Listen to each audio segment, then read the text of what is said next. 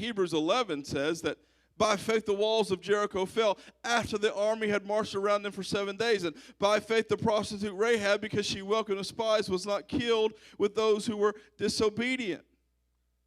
And then we talk about this passage a lot. And normally when we talk about it, we omit something that's important.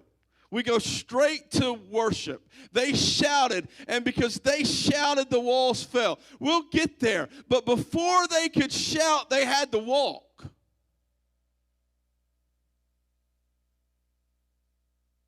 Before they could shout, they had to walk. Victorious faith requires obedience. God didn't just knock over the walls as soon as the Hebrews got there. He could have, but he laid out a plan. For the city to be conquered, the Hebrews had to obey his plan. They had to walk it out. Walk it out. They had to walk it out. Every day.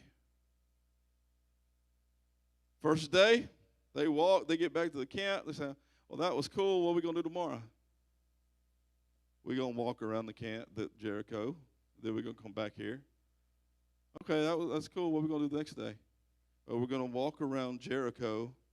Then we're going to come back here to the camp, hang out. Okay, that's I mean, sure. What are we going to do the next day? Well, the next day we're going to get up early in the morning. We're going to march to Jericho. We're going to walk around the city. Then we're going to go back to the camp. Okay, this plan is it was cool at first. Now I'm not quite so sure what we're doing here with this plan.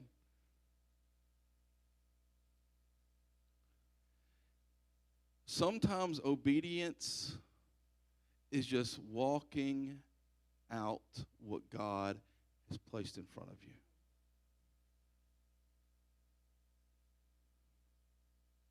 It's just being obedient. It's just being consistent. It's just being faithful. It's just every day marching to the battlefield, marching around it, and going back home and resting and getting up the next morning, getting back into life, getting back to being obedient, just keeping your mouth shut and following Jesus.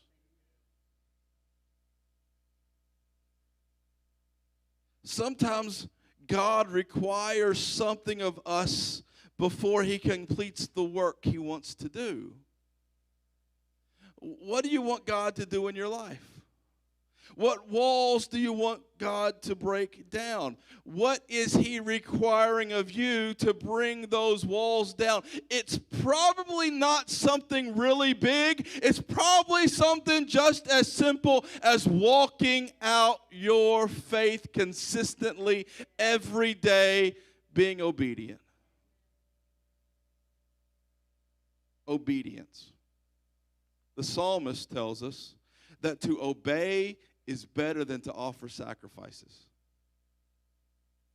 That wall you're wanting torn down in your life won't be torn down until and unless you walk in obedience. Consistent obedience. Well, you know what? I've done this for 3 days in a row. I'm going to sleep in today. You know what? This is day 5. We're just marching. Well, there's plenty of people to march.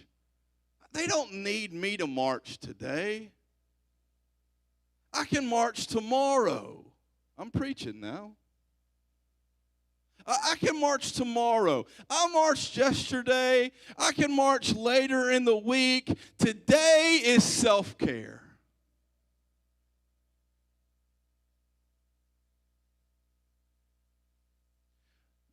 Consistent, faithful